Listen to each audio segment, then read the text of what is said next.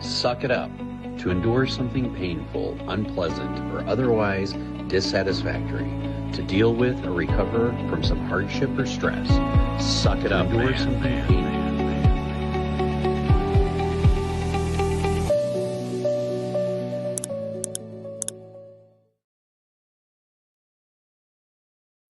What's up? Welcome to the Suck It Up Man podcast.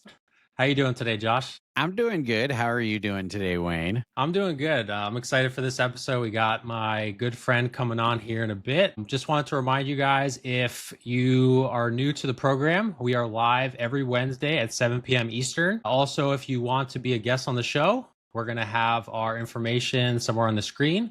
Just reach out to us and we'll be happy to chat with you guys down the road. So I had something funny happen to me from yesterday, and I wanted to ask you first if there's been anything that's happened to you recently that has made you feel really old. Sometimes when I wake up, I feel really old. I threw my back out when my wife and I were traveling.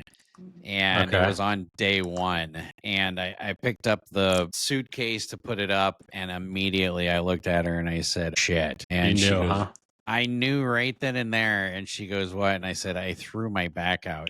Now, this was when we went to our trip in Colorado. So it made me feel so damn old because, of course, in the connecting flight, here I am, knowing my back is hurting like a son of a bitch. And then we get there, and instead of going on a hike, we ended up getting full body massages. And I ended up having a full foot only massage where they massage your entire body with just their feet. And let me tell you, it's an amazing experience. I even told the lady, I was like, I'm having a ton of sciatic pain down my back. I said, I really need you to stretch me. And she looks at me and she goes, you want me to stretch you? And I said, yeah. And she goes, okay. I know at the time she was thinking to herself, he does realize I'm only using my feet, but let me tell you, man, she stretched me out and it was a phenomenal massage. And it ended up between my wife and I being like over $600 or something, but it was so highly recommended. Have you ever been massaged with where a woman stands on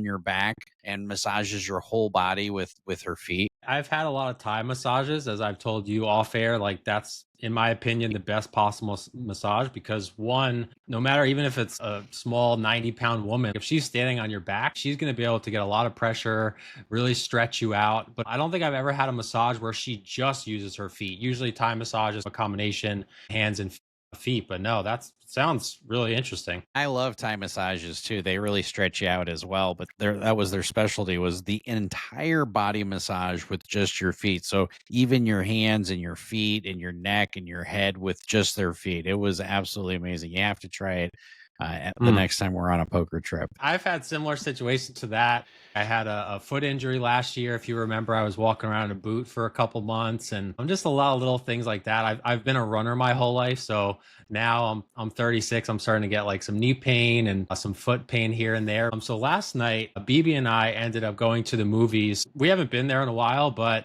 she actually got a gift card last year for her birthday for like $50.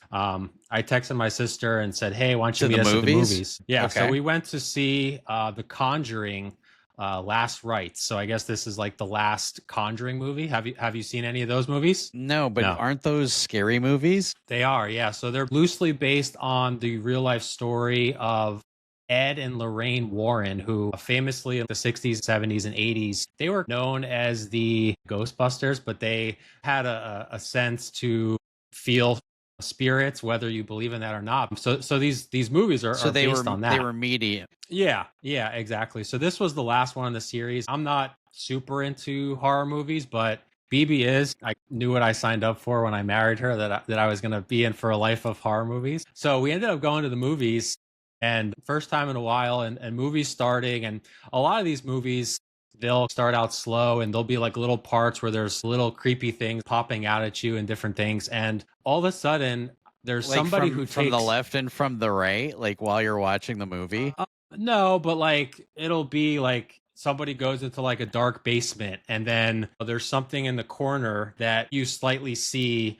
Something else is there with the person. People are kind of on the edge of their seats. And I guess somebody in one of the back two rows they must have had a laser pointer of a giant penis on the screen. And everyone's like, what the hell is going on? And this kept happening throughout the movie, probably 10, 20, 30 minutes in. And BB, she loves horror movies. She's trying to watch it and she's getting pissed off like everybody else. And I guess finally somebody went and told somebody at the movie theater, and like there's literally one employee on both ends trying to figure out like who the hell is doing this. And there was a part of me like I'm seeing somebody do that, and I had a laser pointer and I had friends that had laser pointers and we would do stupid stuff like that. But when I saw that, I was kind of like, wow, I'm really old, because at one point I could see the fun in that, but I'm just sitting there shaking my head like, come on, dude, like what the hell is going on? I really felt my age seeing that whole situation play out.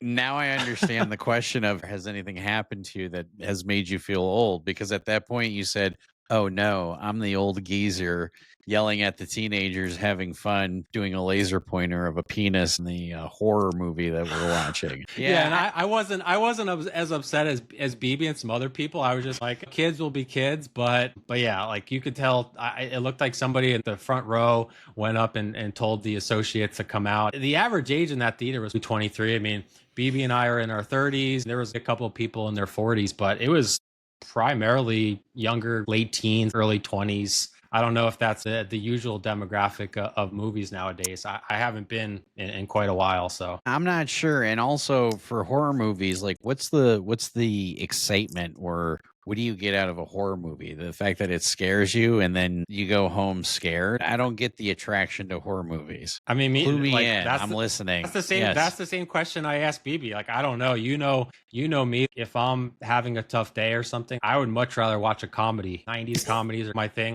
Tommy Boy, Dumb and Dumber, Billy Madison, Happy BB Gilmore. wants to see people chopped up. Is she really a sadist at heart, or does she have a dark side that she's not telling you about? No.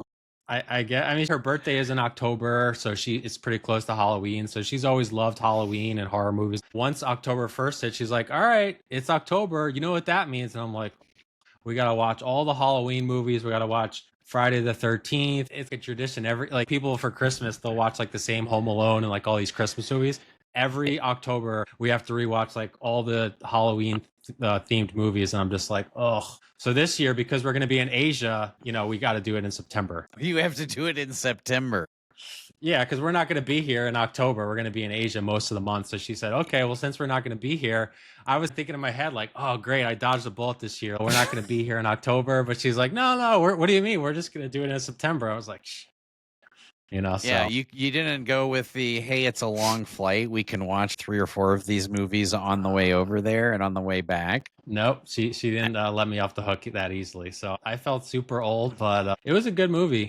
If you haven't seen it, there's 9 or 10, including the spin-offs. If you like horror movies, I don't, but I would say for a horror movie, they're pretty good. As long as they serve a purpose or have some kind of theme, I'm totally for movies like that. If they don't have a theme, then it's like, what's the point? Even when you look at some movies like The Departed, where everybody ends up dying, it's one of those things that at least it had some kind of theme that everybody dies. And that by itself is a theme. So I don't know. Most horror movies, I don't follow the theme, but maybe that's because I'm not a horror movie aficionado. But I don't plan on being it either. But yeah, ask BB for the next time we're on the air. What is the attraction to horror movies? What does she get out of it? What when she watches them, what makes her go ooh? Now keep in mind, my wife is making me watch every episode of every season of Buffy the Vampire Slayer. There's some intrinsic value. They have some lessons in some of those videos, and I know that sounds terrible, but it's what we're watching because my brother bought her the Buffy the Vampire board game, and she goes, we can't play that until you watch every episode. And we have every episode. She went out and bought a special DVD edition, something. I'm not sure. Whatever she wants and it makes her happy, I really don't give a shit. I just like, that's what you get, I'm totally okay with that. To each their own, right? You're not going to have the same interests as you call your wife your unicorn, right? She's going to have some differences and opinions. We are different. Like in some instances, she loves gardening. She absolutely loves to garden. and I'm not really into it. So, but it ties into topic or our guest that we have today, which ties into mental health and fitness and things of that nature, because having strong mental health with your spouse is really key. And if you are married, to having good mental health overall. That's one of those. I married my wife for the rest of my life, but not for 24 hours a day. Yeah, that's well said. Yeah, exactly. Yeah, we all need our alone time, even if you are with what you consider the one, right? So I could do one horror movie, but I remember back in the day when we were early on dating, we would go to one horror movie, and she would be like, "Oh, let's sneak into this movie and this movie." I'd be like, "Listen, I can take one horror movie per week." So I was like, yeah, you're on your own. So a lot of times I would go do a couple errands. I'd be like, yeah, I'll come back for you in like 2-3 hours or so. You're right. To each their own. I don't know. I just learned a long time ago that whatever, like I said, whatever makes her happy, the money you can't take with you, and you can always make more money. Trust me. I mean, money's important, but memories is what it's all about in the long run. I think you've mentioned that a few times, where you're not going to remember the material items that you have. In the long run, you're going to remember, the memories that you have. Of course, some memories from material items. I agree. So yeah, you mentioned health and fitness. Definitely excited to bring on our guest today, who is one of my buddies from back in the day. We'll kind of get into it in a little bit, but I wanted to bring Mark on, as I've known Mark now for about 7-8 years. And I know you and Mark have had conversations, probably about 2 or 3, and excited that you guys are actually going to be able to put a face to the name after all these years. Bro, the last time I talked to Mark was for like 45 minutes. We went up to the Wynn. This was this summer, and you're like, "Hey, I got to run in here real quick," and I can't remember what the hell you had to do. I think it was for the golden ticket or some damn thing. Maybe it was in December.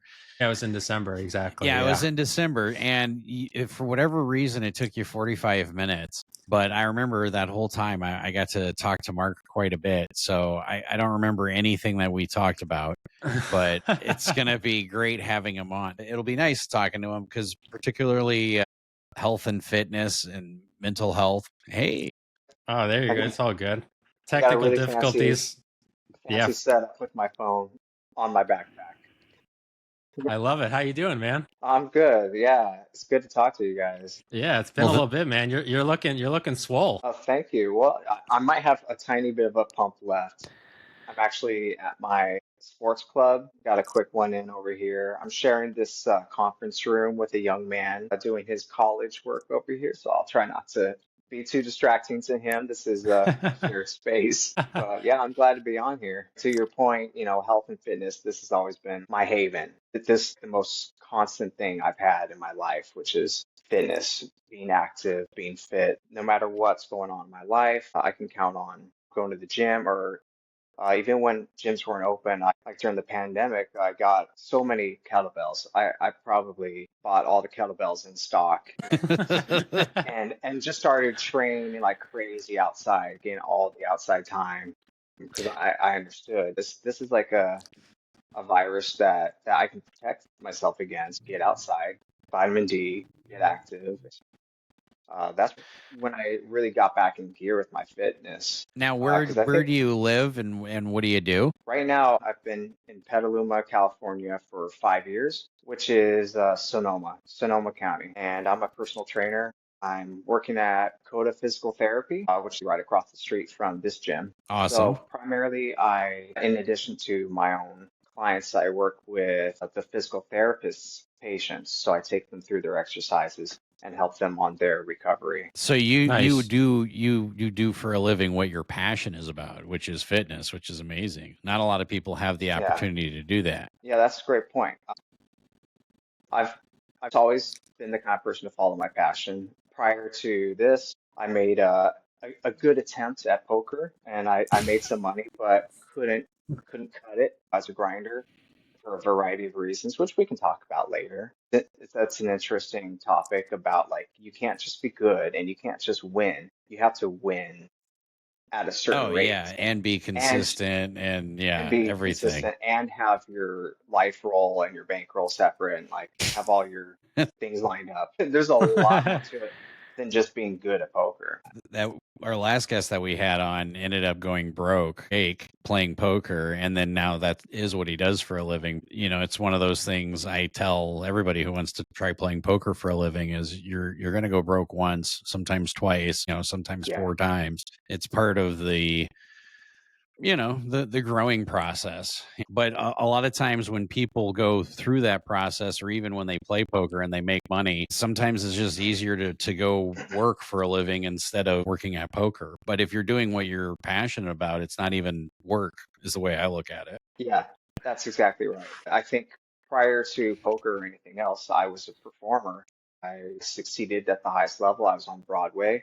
I was in a show called Wicked, the musical, Oh, that's my and wife's favorite show. well, now you can tell her, "Hey, honey, I was talking to a guy who was on Broadway with Wicked for years. I Oh, know that's Wayne knew awesome. that already. Yep. Yep. I did not know that. How long were you on Broadway for? I was on Broadway off and on mostly on from 2009 until 2013. And then what moved you So from New York to Cali? a divorce. Yeah.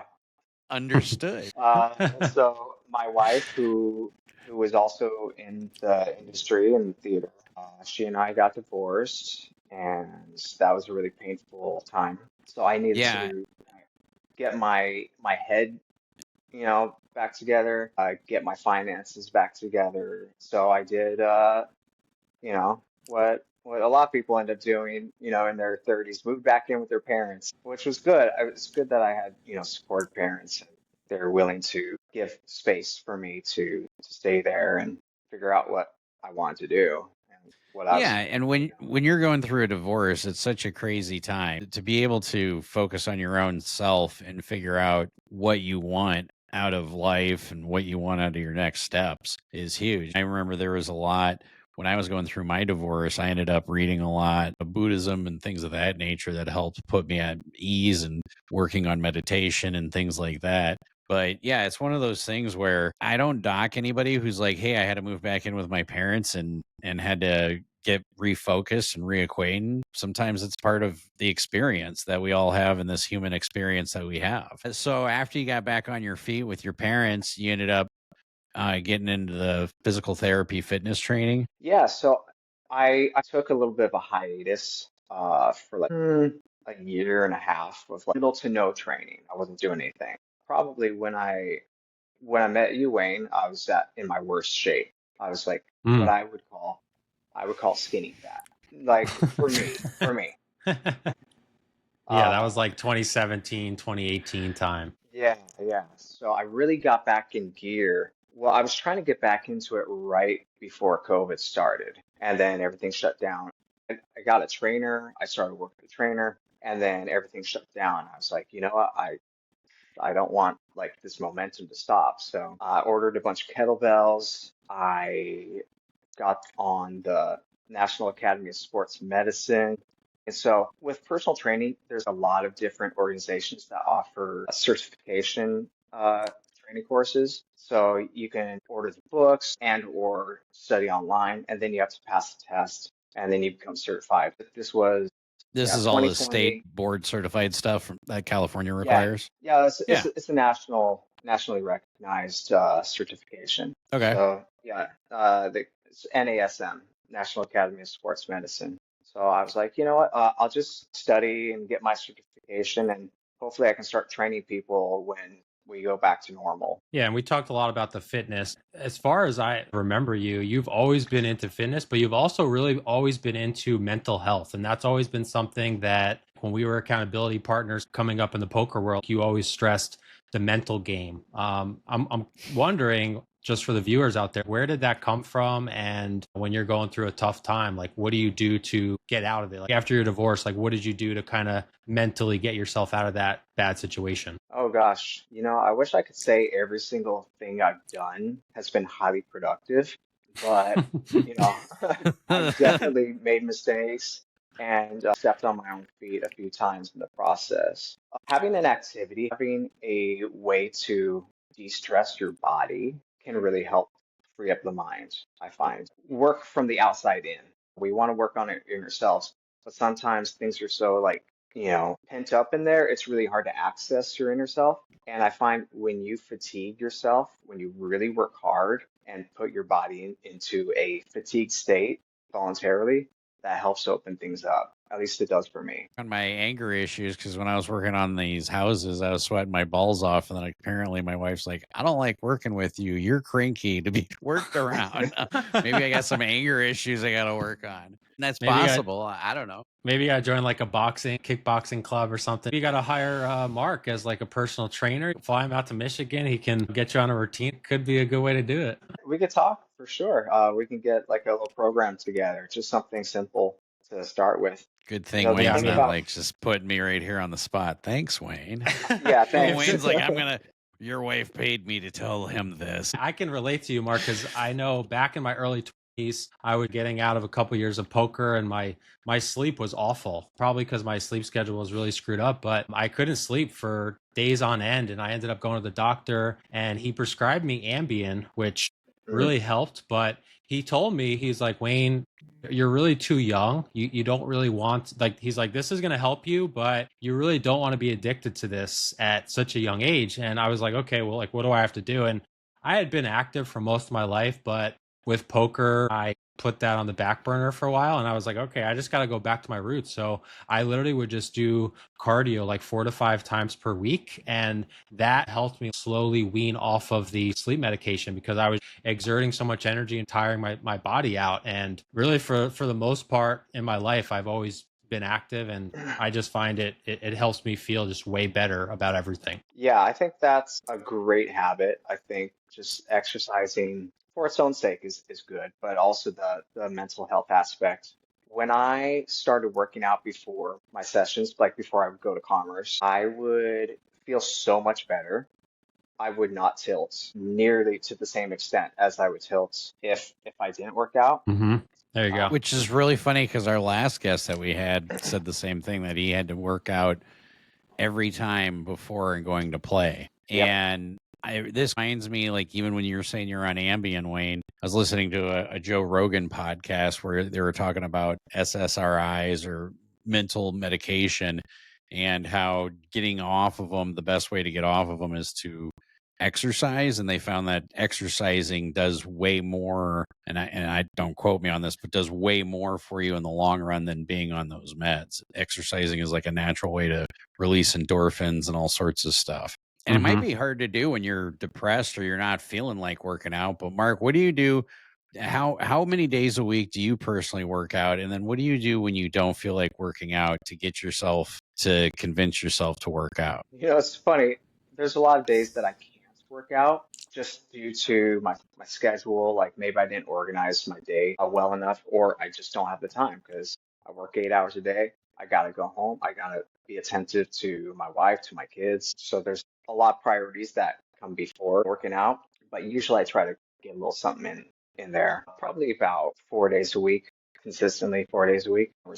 I think getting used to home workouts is great. And you were saying about during COVID, you bought a bunch of kettlebells. I did the same thing. I have the adjustable dumbbells. I got some kettlebells. Because I had a gym membership prior to COVID. And then obviously in California, we were shut down for so long. I kept holding out. It was probably month 2 or 3. I was like, yeah, we should be opening up soon. And then once we weren't opened up, I was like, all right, I got to finally bite the damn bullet. Because dude, kettlebell, any kind of weights you were ordering off Amazon or anything was like so ridiculously expensive. It was like up to over $1 a pound. So these adjustable dumbbells were like, yeah, they were super expensive, but I was like, I got to get some kind of workout in. I think even just having a set of adjustable dumbbells or a kettlebell, you could do so much just from that and a yoga mat. So I definitely recommend to anyone watching who needs to get out of the rut. Now, granted, if you need a little motivation, it is probably better to at least join a gym up front. I just went through this with my parents. My parents haven't worked out in a while.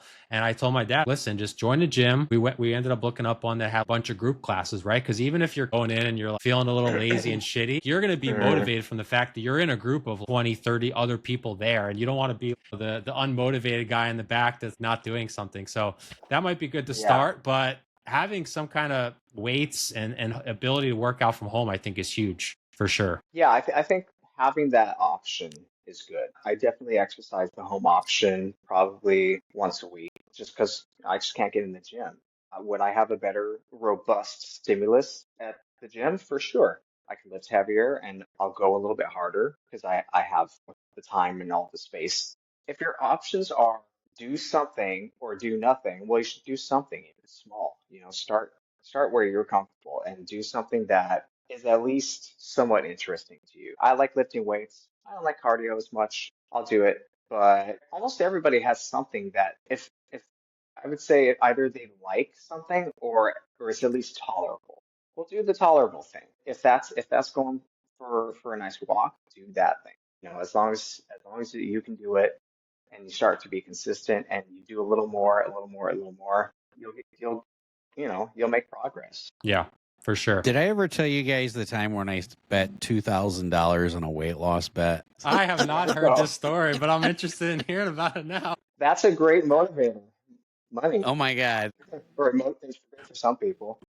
Yeah, so sure. it was right after COVID. A guy by the name of Roger Lorne, myself, and Sean Seelan, who were all poker players, and we're playing at the club, and we're all overweight. And we all decide that we start having this theoretical conversation. And what will it take you to lose weight? We all come to the conclusion for $1,000, it'll motivate us enough. And I'll never forget it because we did $1,000 for the person who could lose the most weight in 30 days, and then another $1,000 for the person who could lose the most weight over the course of 60 days. And you get 1,000 from each person. So, potentially you could win $4,000. And we all bet this, and we had a weigh-in day and everything. And I'll never forget though, day one, Sean comes in and he doesn't drink much anymore, but every day he'd come into the poker club and he'd sit down with a beer with a Clamato.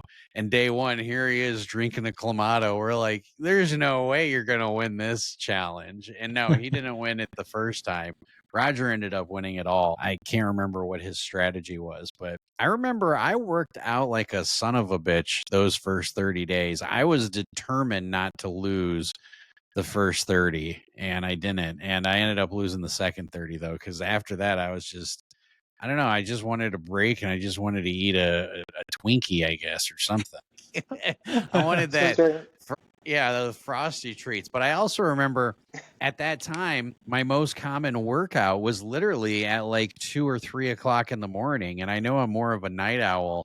And Wayne, I know that seems really off kilter, but maybe we should mix in some late night workouts or something on some of these poker trips, because I'm way more apt to go work out. Maybe I'm a post session guy. You play poker all day. I'm way more apt, because I think before poker, like if you're working out before poker, it helps put you in the zone.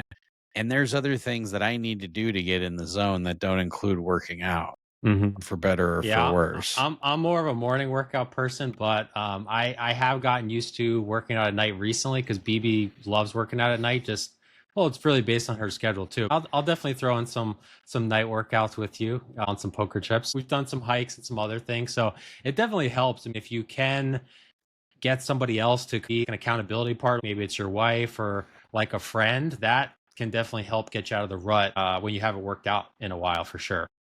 Yeah, I remember I worked out a lot in St. Louis when I was working and coaching with Kerry Robinson too. He was a baseball player for the Cardinals. That was the thing where he'd always work out at like 4:30 or 5:30 at night, and that's when I was working out too. I was like, it just made sense. I guess you have to find out what time of day that works best for you, then go with it. But we need to make a commitment, Wayne, to try a few night workouts on our couple of. Yeah, I got you. So Mark, I wanted to ask you, I know obviously so when I met you like 2017, you had gone through some different dating ups and downs. Maybe you were a little bit reluctant after the divorce, but I know as of late, if you could touch a little bit on your dating experience and then meeting your now wife. Sure. After Holly, I had a what you call a rebound relationship. It didn't go as well. We were together for a couple of years, and then I don't want to talk, badly about anybody. I think she has a good heart. I think she just has a lot of trauma, and she never really worked on through that stuff, and it was not tolerable to be with that person. We We broke up officially June of 2017, and then we're kind of like friends with benefits. It definitely faded out. And then I spent a year just completely alone, a year of celibacy. I was a born again virgin. And it was voluntary. It was definitely voluntary. I was not trying to date. I was just dialed in with the poker. That's probably at my peak. That was probably when I was putting in the most hours at Commerce. I was feeling recovered from that November of 2018. And come February of 2019, I got on two apps, Bumble and Tinder. So I went on one date on Tinder. It was nice. She was a nice young lady, but it wasn't right. I got a message from Gail, my now wife, on Bumble. So Bumble, the way it works is the men can't reach out to the women. They can't message them.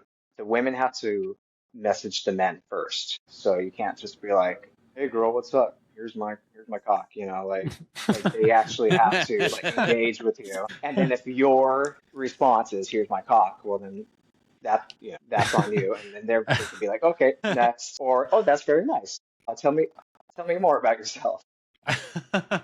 Well, and I've heard Bumble is more for long-term dating, where Tinder is more for hookups. That's what I heard too. So that's why I made sure I got on Bumble because I was interested in dating and being with someone. You're at the point where you're like, I've done enough work on myself. Now I'm ready to have a relationship again. Yeah, because at that point, I think I was about your age, Wayne. 35, 36, somewhere in there. And how Yeah. long were you married for? Previously, I was married for 7 years. Gotcha. So at this point, you're divorced for about 4 years. I was 4 or 5 officially years. divorced January 2015. Gotcha. So this was Okay. about 4 About 4. years later. Yeah, Yeah. about 4 years. I think, like you said, I was feeling recovered at that point, and I was ready to take that chance again and put my heart out there. They messaged me actually. I was playing the 1-2 PLO at Commerce, and she messaged me. I'm like, okay, like in between hands. Oh, hey, and she's like, hey, This you want is to one meet of the up? best PLO stories I've heard in a long time. Go on. Yeah, I probably got stacked with aces for my third time that session. So I was like, okay, let me just like talk to this girl on Bumble. And she's like, hey, you want to meet up? And I was like, sure, yeah. When's a good time? She's like, right now. I was like, oh, okay, sure, let's go. I just cashed out. What was your first Drove date? up. Did you guys go for coffee or what? We grabbed a drink at the Chained Rabbit. Nice. So I drove up from Commerce to Burbank to meet her.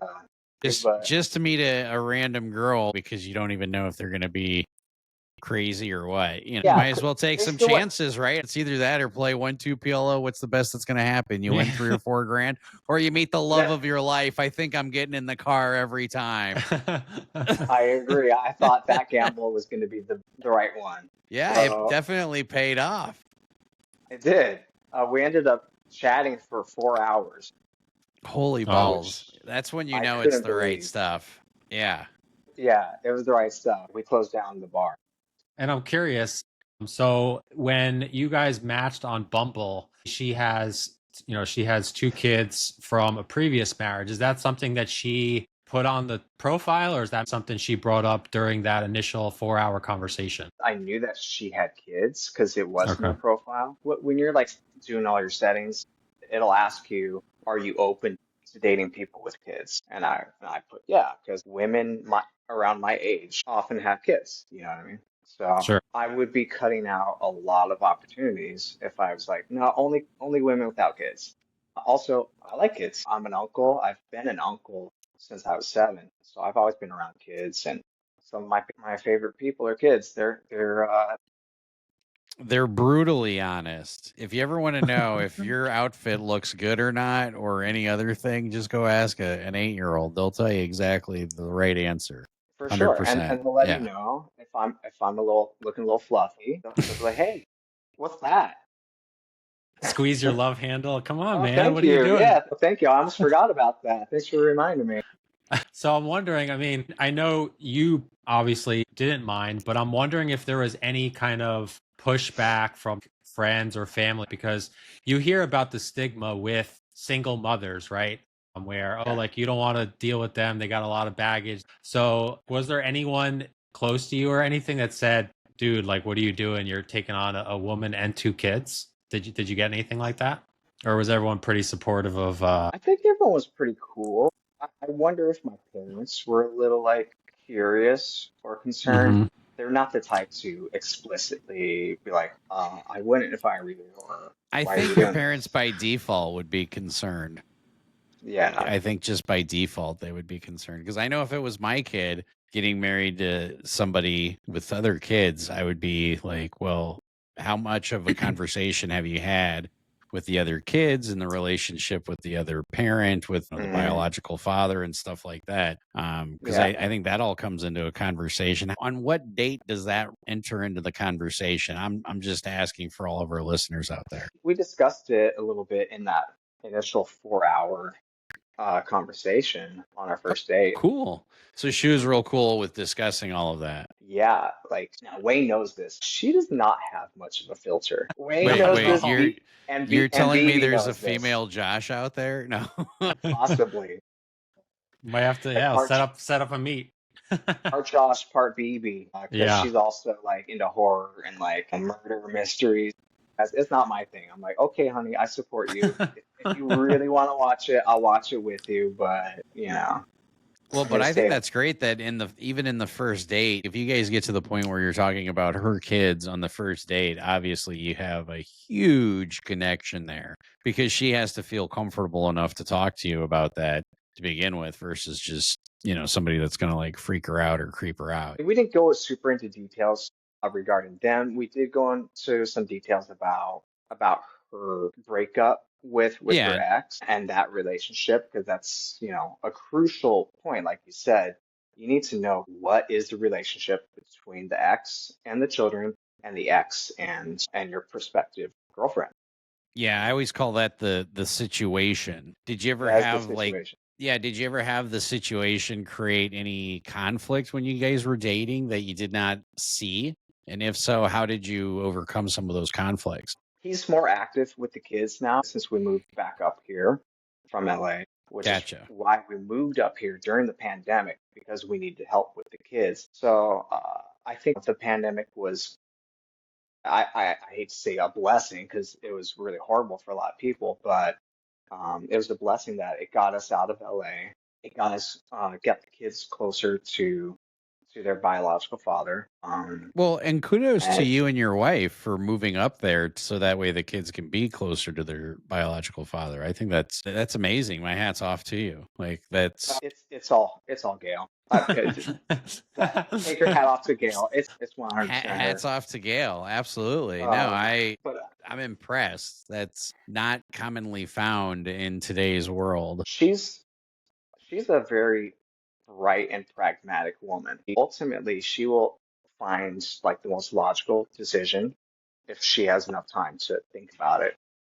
Um, I feel the same way about my wife when she makes decisions on things. Sometimes I'm just like, yeah, whatever you decide, honey. And that's even my relationship with my work wife, aka Wayne. I say that to a lot of times. I'm like, yeah, whatever you decide on XYZ decision, I'll just live with it. I'm going to trust your judgment. Yeah, and I wanted to bring up Gail, other than the fact that I met her and she's amazing, and I've told you many times you hit the jackpot. For example, we had 2 episodes ago where we covered a stat where it says younger men are leaning to the right, and then younger women are primarily leaning to the left. And there's another stat that said that a lot of people won't date outside of their political affiliation. And Josh and I both said, if you're going to eliminate half of the people out there, you're already shooting yourselves in the foot. And then the same way sure. women say, okay, if your height doesn't start with a 6, don't even message me. But if you're on Bumble and you unclick the box that says, will date someone with children, especially when you're in your 30s, you're eliminating a lot of your potential matches. And obviously there's a stigma out there, whether it's fair or not,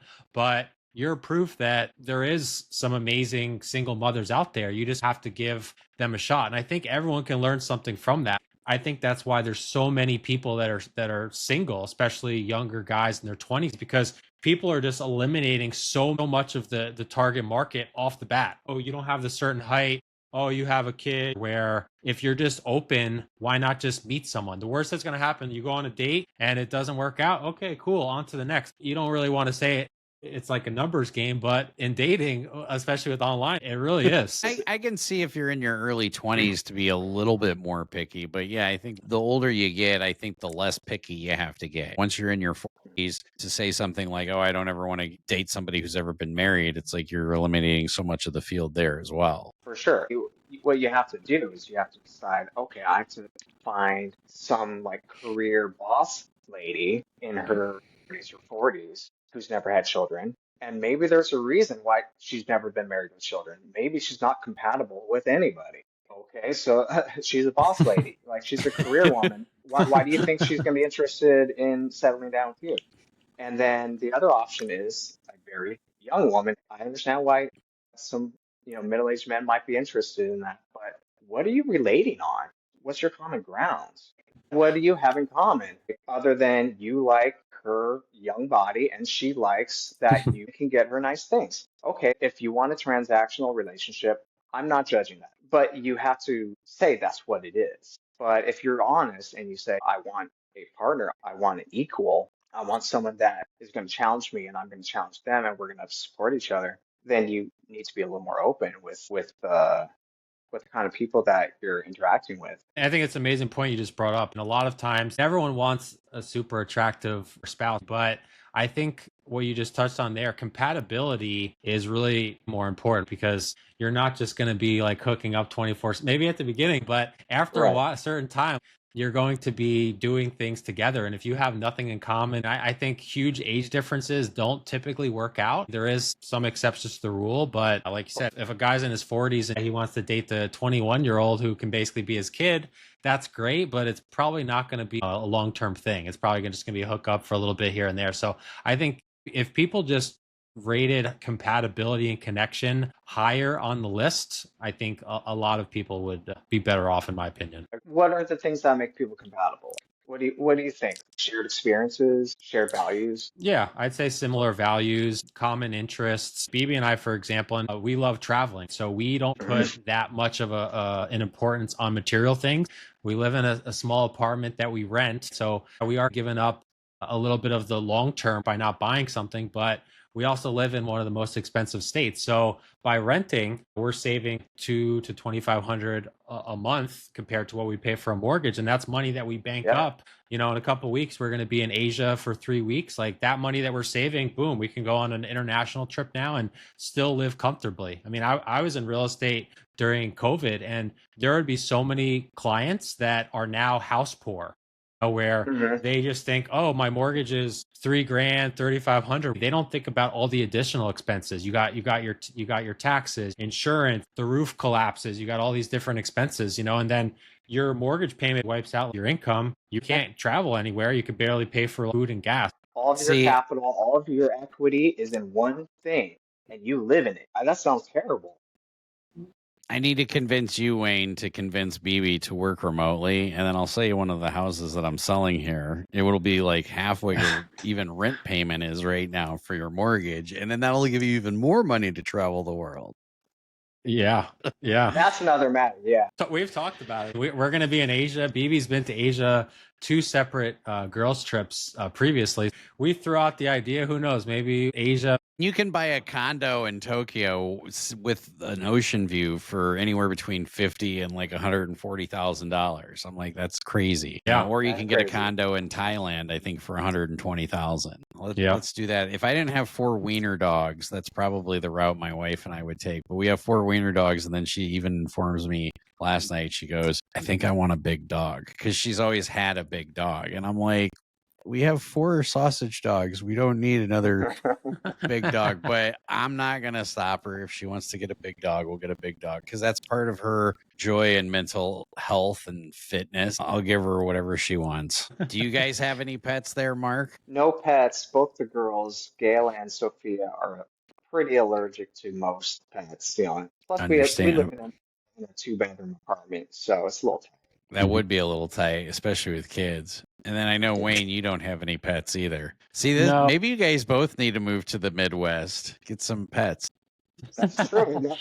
That would open things up for sure. Yeah, and then Yeah, you get chickens, and then they want goats, and then it goes that way. I would just have to convince BB of dealing with the cold because she was born in South America in a tropical country, so she always jokes that she has tropical bones. She spent some time in New York. You get winters there, but obviously there's not many places on Earth that have winters quite like the UP, as you know, Josh. So Yeah, you That just would put be a- on more clothing is all, and then you deal with it for 6 months out of the year. I've been in Michigan in the winter. It's rough. it is cool though when there's not snow on the ground. We had a really great time when we visited last year, but that snow for 2-3 months out of the year, basically not being able to do much, that'd We do probably be have a to- deal breaker.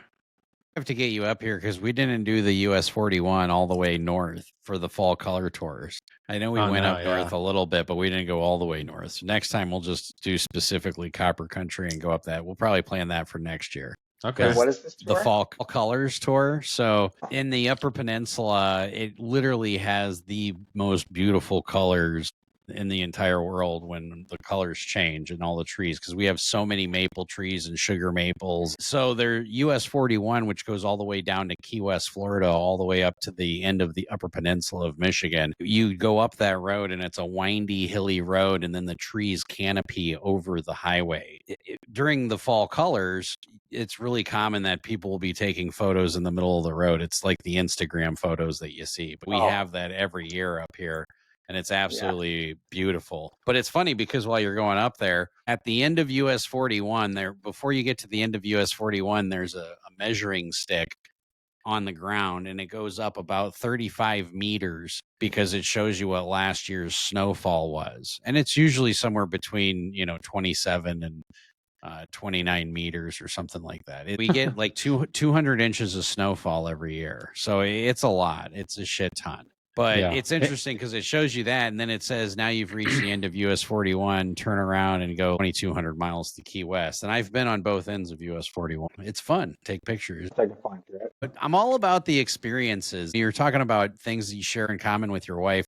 My wife and I are huge into experiences. So we're going down to Tennessee in January. We're going to Bali. We're going to Japan. We're all about those experiences because they do just share memories, and it's nice to be in the moment. That's the thing I like the most about it. Even though she's a photographer, it's nice to be in the moment every once in a while. You guys ever see the movie Secret Life of Walter Mitty, where the photographer's taking a photo of the snow leopard and then he stops and he looks at it, and the actor Ben Stiller says to him, he says, "Why didn't you take the shot?" And he goes, "Sometimes I just want it for me. I just want that moment."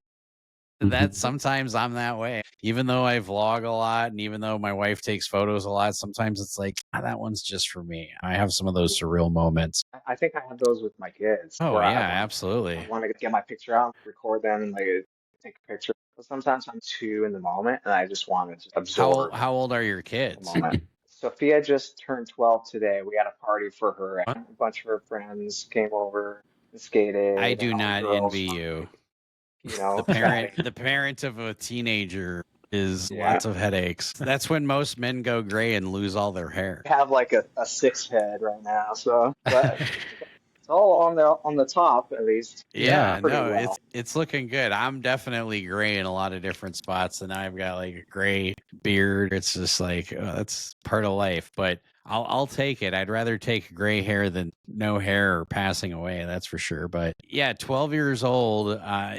That's a Last tough. year. Years ahead is tough too. I have a daughter who's 21. Anybody who's got a teenage daughter understands the pain that you're about to go through. Thank you. Practice a lot of meditation and Reassuring. a lot of listening. If anybody's out there who has a 12-year-old daughter, the biggest thing you could probably do is just breathe and listen. It reminds me of when the guy goes up to the dad and he goes, "Dad, I'm getting married," and the dad yells at him and says, "Say you're sorry." And he goes, "What?" And he goes, "Say you're sorry." The guy's like, "Why? I didn't do anything wrong." And he goes, "You're not ready to get married." It's like having a teenage daughter. Just be ready to say you're sorry in some situations where you're just like, this makes no sense. And my dad always told me that I was way easier than my sister was. So I think you're in for a tough one. But it sounds like your wife has a good grasp of things. She might be able to hold it down for you a little bit, girl to girl. Yeah. So Well, it's interesting because she's definitely daddy's girl. She cons she considers me more of the dad Hmm. than biological dad. She's more open with me. She'll talk about things with me. She won't talk to him about, stuff. I think it's just because I was more available to her growing up. And I think her dad never knew how to have healthy relationships with females. I don't think he knows how to interact with females as like human to human. Yeah, in any kind of healthy way. Otherwise, it's all Yeah, toxic. unfortunately, yeah. He's doing his best. And sometimes therapy helps. That's definitely one thing. Or shrooms. I know I'm a big proponent of shrooms, especially when it comes to mental anxiety or somebody who might have some issues and things of that nature. So, in the off chance that he's listening, I would just say consult a shaman and go from there. That would be my recommendation. It's one of those things like you talk about mental illness or mental health. There's a lot of benefits to that I've ran into where people have had a lot of trauma in their past, and with guidance, I'm not saying just do it all kilter without any Right. guidance, but with Just guidance, kind of down it.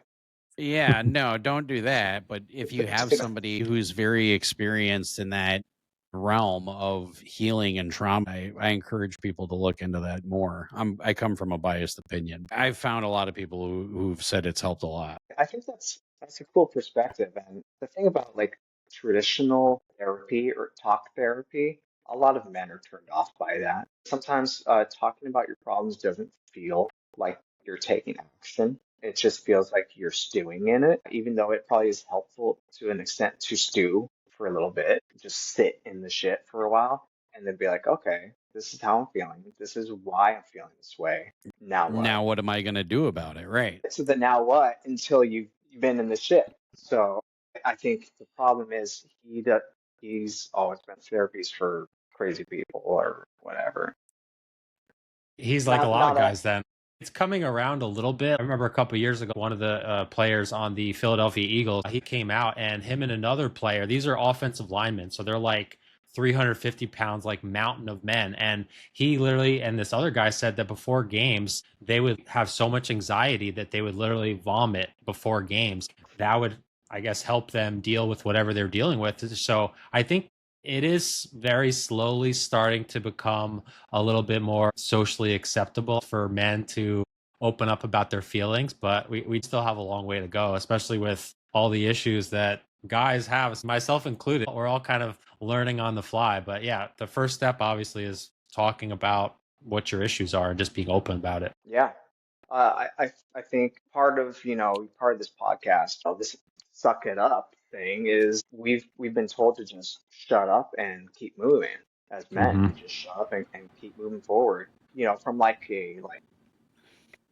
from a vibes standpoint, that's really hardcore. That's really cool. Like, it's giving Marine or ancient warrior energy. I love that. I respect that. It's really But cool. it's also a sometimes- pun because we've been told it all of our lives, and it's like, no, we do need to talk about things. We can No, suck it up exactly. as much as we want, but we still have to be open and honest and be like, hey, here's the things that I've done that have helped me. Here's the things that I've experienced, and maybe somebody else is going through it as well. To either give them a nice positive story or learning experience and things like that. Wayne and I went back and forth on the name quite a bit, and then when we said suck it up, man, we're both like, yeah, it just sticks. That's perfect. Right, Wayne? Is that that's how I remembered it. Yeah, I think we were chatting and I said, yeah, guys are just told to suck it up. And you're like, that's it. I was like, what's it? You're like, yeah, you're like, suck it up, man. That's it. It's kind of catchy and it's a pun because everyone in one way or another has heard that from someone in their life, whether it's a father figure. I think the biggest thing is there's so much division now in this country between political parties and genders and all this other stuff. But one thing that guys can definitely learn from women is women are better at being open about their feelings and not having any doubts about it. Like, they don't feel any shame, like saying, I had a tough day at work or I'm feeling mentally off. But guys, and myself included for years, would just kind of hold it in. And obviously that doesn't solve anything. If we could just learn from women and just be more open, it'll be a lot better. Yeah, and I think having someone to bounce your ideas off of, having someone to share your inner life with is really important. I think one of the problems for men, including myself, is the primary person that we have is our spouse or significant other. Sometimes my wife's overwhelmed. She has a lot of shit going on. She has her own feelings, and she doesn't want to hear about my bullshit sometimes. And frankly, I get it. I get it. Like you're worrying about the kids. You have, a teacher's meeting that you have to do, and you're trying to schedule a play date and make sure all their homework's done, their lunch is ready. So my best thing is to be of support to her.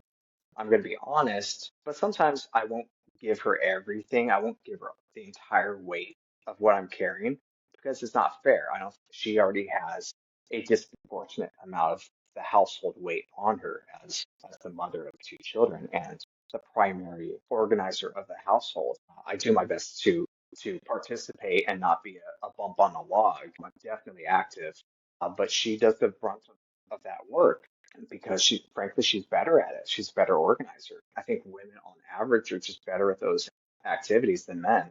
My wife pays all the bills, and then I found out she has a squirrel fund where she pays all the bills and then she stocks them away. Does your wife do that as well? Yeah, I She's smarter don't than you. understand this. Why do we have a squirrel fund? And then I asked her, how much is in the squirrel fund? And she told me, and I looked at her and I was like, don't let the squirrel fund ever get that big again. No, we Right. got bills to pay. Like we can pay it towards, I think we ended up paying off the car.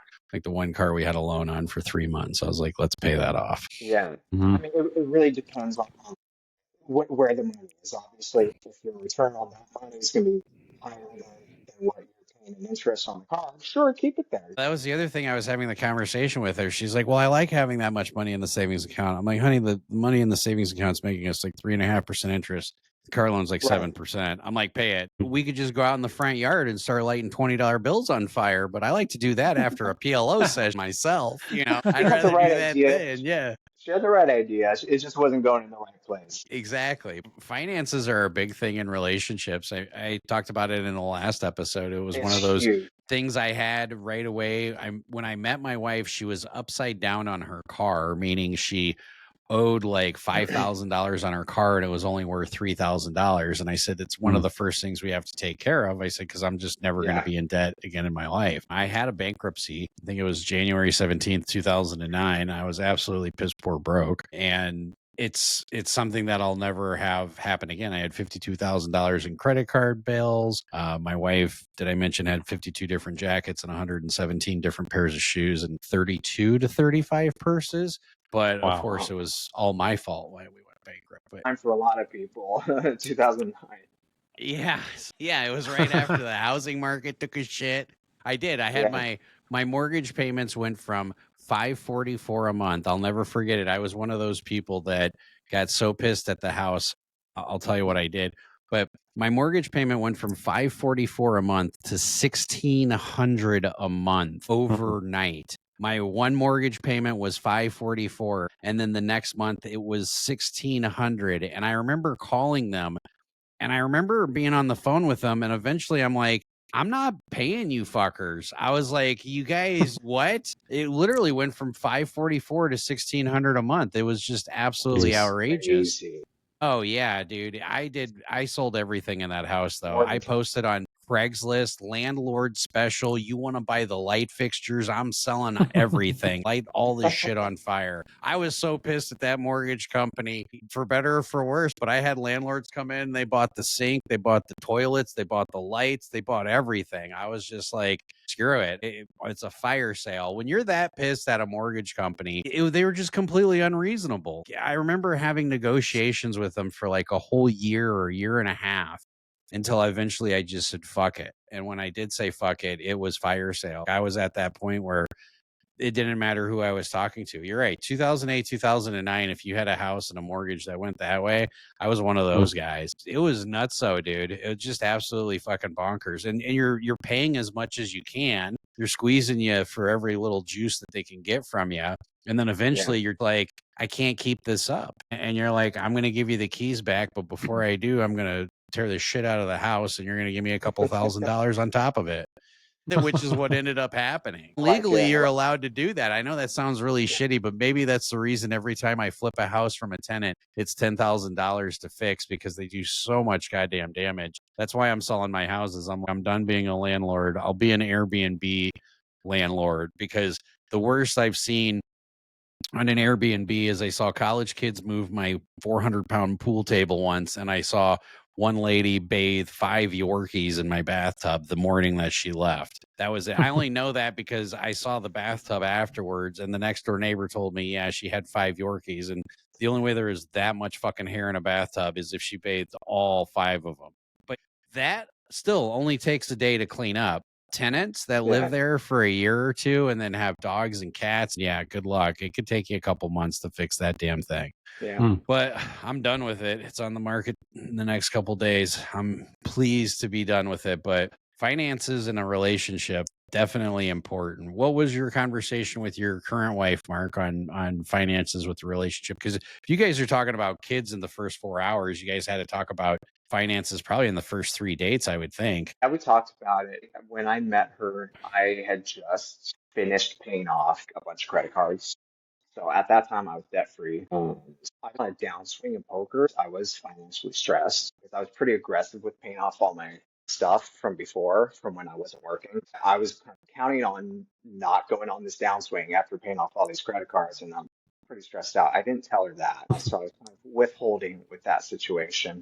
But that's when everything shut down. The world shut down. I mean, plus size is you don't have to take her out to any restaurants to go on dates. It's more in-cooked home meals. So you're saving money that way, right? Yeah. So I think I was trying to still keep up with like the dating and like wooing her.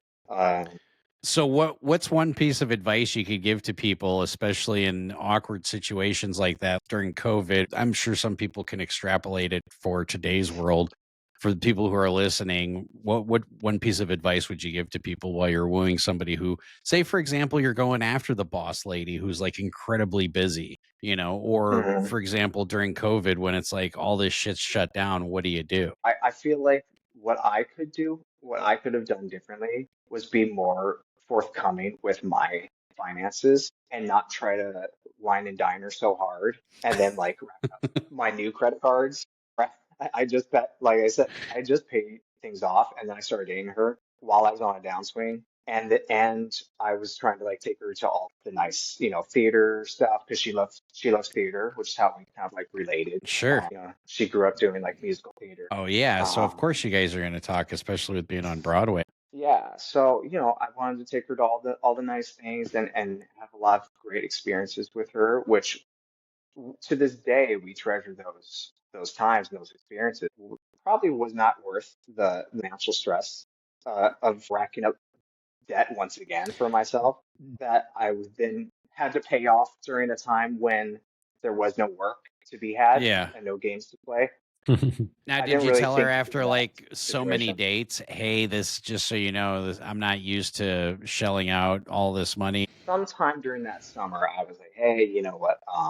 Things are kind of tight for me right now. I end up getting into some private games out in the kind of like San Bernardino area, and I made some money doing that. And I was paying her rent up here because she moved up here first with the kids, and I moved up here a couple months later. So I picked up that that slack, and I was paying the rent for that short period of time. When I got back, I was like, hey, things are really tight for me right now. At the time, I'm still trying to like grind a super short roll back up and it's like make things happen. And it's amazing how long I survived. But that's all I was doing was surviving. You weren't thriving at all. You were just surviving. Just surviving. If I had been more honest with myself, I'd be like, hey, you know what, Mark, we need to do a reset. You can still do this like on the weekends, but now you need to find like a job and then do this on the weekends and then rebuild. Yeah, so one piece of advice you'd give to the guys is be honest with yourself when you're dating. Be honest with yourself. And don't put yourself in a bad financial situation. That actually ties in with the other episode when we were talking about taking care of yourself first before moving on and taking care of others. I think that's a conversation we had with Phil. So Wayne, at That's what exactly point it. in your relationship did you talk to BB about finances? I'm just curious because being a pro poker player, I was really upfront with my wife. It was date one, date two. Hey, I just want you to know there's going to be some days where I make $10,000 and you're going to say, okay. And I said, and there's going to be days where I lose $10,000 and you need to say, okay, that sucks. You don't need to say anything else at all. And to this day, I love my wife. This is one of the reasons why she's my fucking unicorn. Because I can tell her, hey, I lost like 10, 12, $14,000. And she goes, that sucks. And then she's like, pass the salt. Like she just understands that that's part of our lifestyle. But so it was one of those conversations we had super early on. But Wayne, at what point did you have conversations with BB about finances? I'm curious. We actually met at a sales job, which was 100% commission. So we didn't even really have to have the conversation because she knew what I was making. I knew what she was making. And similar to poker, 100% commission sales, you're going to have really good weeks and you're going to have really, really bad weeks. So I think I said this in another episode. I mean, I was just super determined that I just put out this image out into the world to her and to other people that even if I was like dead broke, I'm wearing suits that look like clown suits on me because they were really my father's, who weighs like 30 pounds more than me. I'm going to be successful one way or another. It might take me multiple years to get to that point. I might be eating ramen and jars of peanut butter. I do love peanut butter, by the way, but I did actually eat a jar of peanut butter for breakfast, lunch, dinner one day. But I was going to be successful. If it was going to take me a couple years or not. So we didn't really have the conversation. We just both knew what we were doing in a 100% commission job. When I was listening to Mark talk, it is funny how much finances are ingrained into us as guys. I can remember I had a situation where I came out to California a little bit before BB. She ended up going back to New York to visit some family and stuff that weren't doing well. Similarly to Mark, I said, hey, let's go out to here. I wanted to show her all these different places, and my bankroll wasn't doing that well. I was playing poker, and I probably could have been a little bit more open and honest. Like, hey, babe, like my bankroll's not that great. I would love to show you all these things, but I'm pretty close to being broke here. I was blatantly honest with Jolene, and I remember when my bankroll was low, I ended up buying into a $70 satellite tournament into a $330 tournament, and it had 1,400 fucking people in it. It's the largest tournament in the state of Missouri ever. And I got seventh. And it was a Hold'em tournament, good old two card. But I remember seventh was like 9,000 or 7,000. I don't remember. But at the time, I remember calling up Jolene and I was like, oh, yeah, daddy's coming home with the big check, yeah, now it's like my buy-ins are a little bit bigger. So the swings are a little bit different. And I have less emotion attached to it, too. I think I've myself have worked really hard to get to that point where it takes a lot of years for people to get to that point to say, even if it's to the wife financially, hey, spend however much you want on flowers this year. I don't care. Like do whatever you want on the landscaping or spend whatever you want on the kids back to school stuff. It takes a lot. But I hear what you're saying, Wayne. As a guy, you always have that pressure of the onus is on me. I guess that's just a gender role for us because I feel the same pressure. Mark, from your story, obviously you feel that pressure. Ironically, I think it ended up making it worse because I want to show off so much to her and I want to impress her and get her bought into this relationship that it ended up financially stressing us later on and putting more of a burden on her later. So if I'd have done it differently, I could have had a more of a smooth transition into what a normal life would be. We'll go on these dates, every couple of months or something like that. Instead, I just put everything up front, like threw everything in the kitchen sink. You went all in, is what you I did. went You're like, all in. I'm putting all my chips in the middle of the table, I baby. did. I And put my bankroll on the table. you put everything out there, and she folded or called, I don't know which way, whatever. But you're like, Everything was nine on high, there. And I asked, "Oh, you want to run it twice?" And they said no, one time. I was like, No, I absolutely love that. and it could have gone another way. It could have gone great.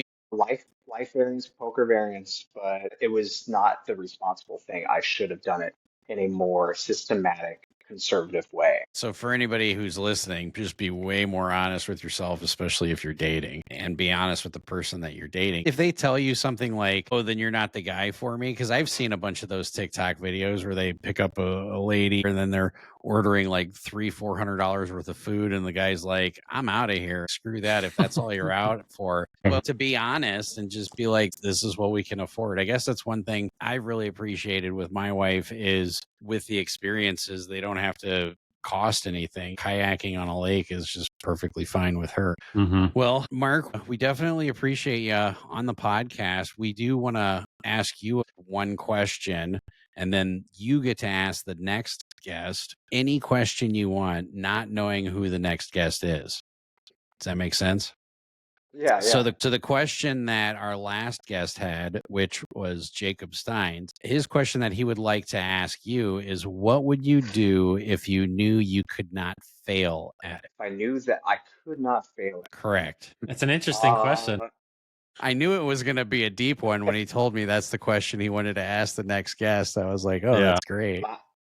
First, I have to acknowledge that I don't know the right question. So, in other words, if you could do anything, you should prioritize the most important thing. But without knowing what the most important thing is, it's hard to answer that question. To me, the most important thing is the survival of the human race as a species and the continuation of our evolution and the evolution of intelligence. So if I were to be able to do anything that could not fail, it would be in pursuit of the advancement of our species and the advancement of continuing our role as the proprietor of intelligence for the universe. Which I Interesting. think we're on track for. It does. We're not. We're not in a position where we can't fail. We absolutely can fail.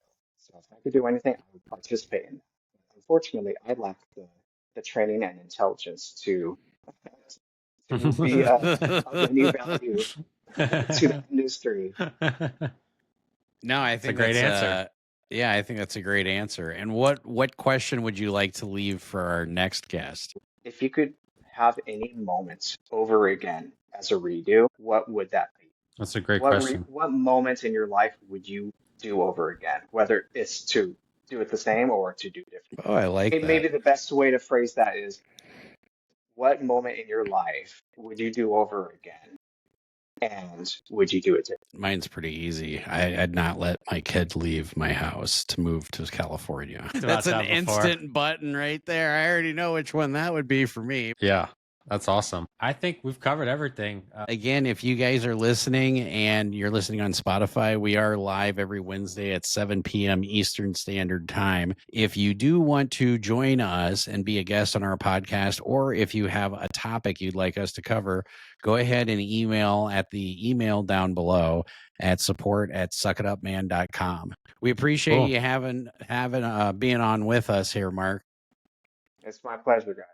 Yeah. This was fun and terrifying because having never been on a podcast, I understand that this conversation will exist in perpetuity. So I'm trying not to say anything profoundly stupid or unreasonable, but also be honest.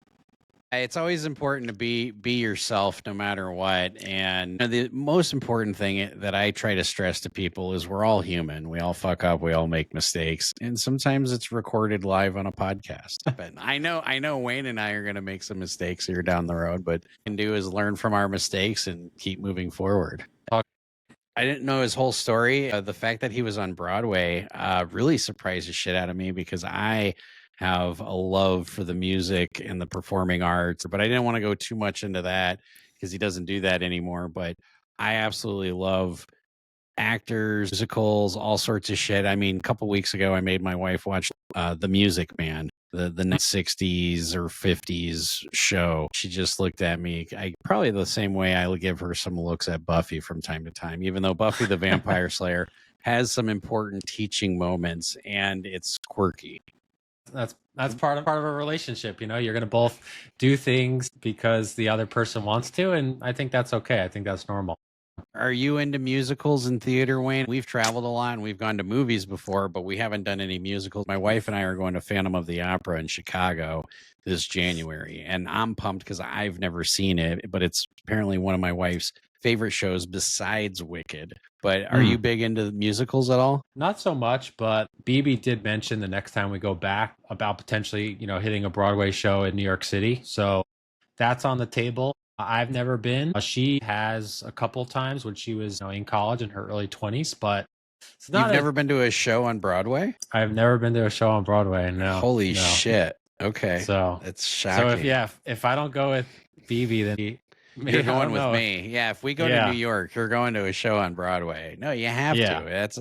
That's a bucket list item for sure. Yeah. I don't think I'll love it, but yeah, you got to definitely try it once. So last thing I wanted to mention is Mark had a good point earlier when he was talking about having somebody else in your life, almost like an accountability partner, somebody to be able to bounce off different things going on in your life. And for a lot of us, it is going to be a spouse. But as Mark correctly pointed out, sometimes your spouse is going through a lot and you don't necessarily want to burden that person with it. So Mark, we were playing at the Bike in LA for about a month or so. And I had just seen him there a lot. And maybe we played at a table a couple times, but I didn't really know of him. But I just said, he's here pretty much every time I'm here. We look to be pretty similar age. We're going through the same thing. So I think I racked up and I just went up to him. I was like, hey man, I've been playing here a bunch. I've seen you a bunch. Maybe we can exchange numbers and just shoot some hands to each other and just kind of help each other out. And he was like, yeah, that's a great idea. We exchanged phone numbers, and that was 2017, 2018. So, 7-8 years later, we're still really good friends. We don't see each other as often, unfortunately, because we were playing in LA. He lives now in San Francisco area. I live in San Diego.